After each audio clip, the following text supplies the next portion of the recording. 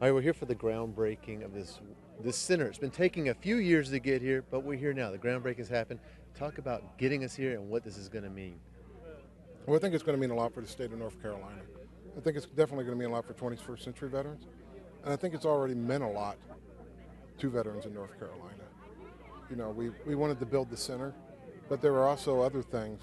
And the friends and connections we made along the way, there were little pieces and stones that came before this.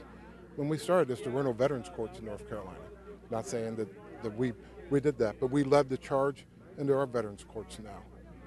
You know, there was no Department of Military and Veterans Affairs.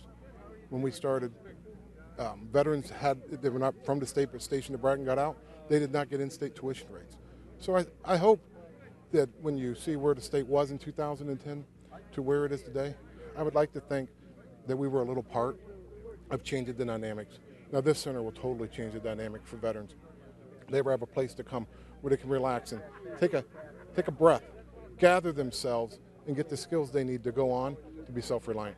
Just like you would do, nobody patrolled every day when you're in Iraq 24 hours a day. You would come in, take a few hours, do some refit, fuel. This is kind of what it's going to be for them. There's a place to come, take a step back, get the care they need, so then they go on and live remarkable lives.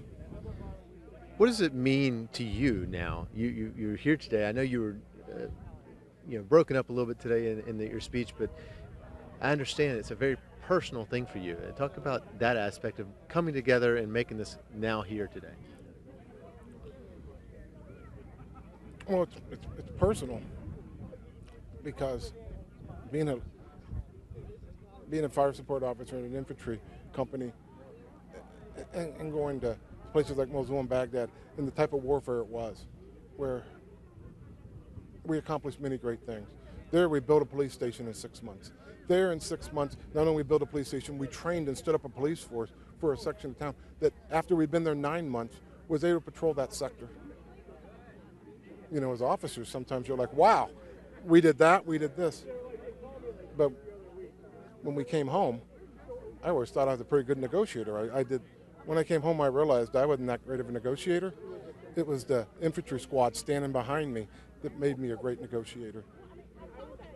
And you know, we would risk our lives, and many people did lose their lives to save their comrade, to save the person that they deployed with.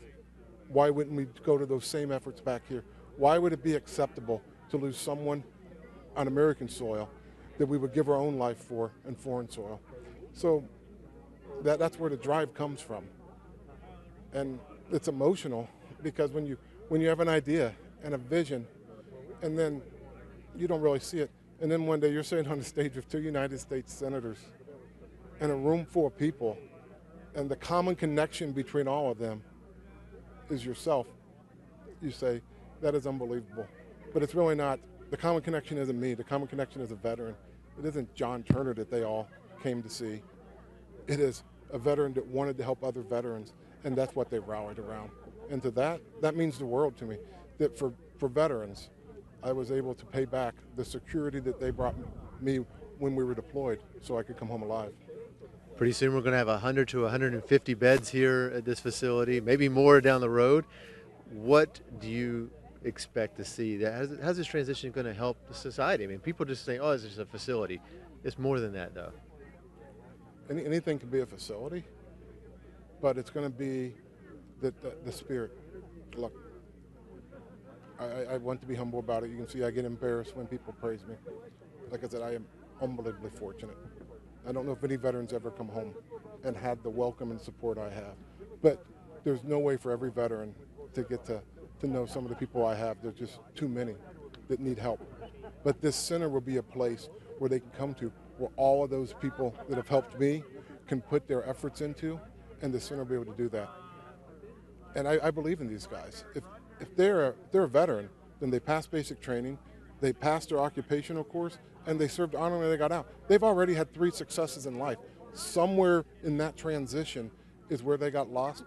Let's put them back on the path and give them the skills to go on to be successful. They've already proven they can with their service to this nation. Thank you so much, and I wish you good luck, and I look forward to this being constructed now. Thank you.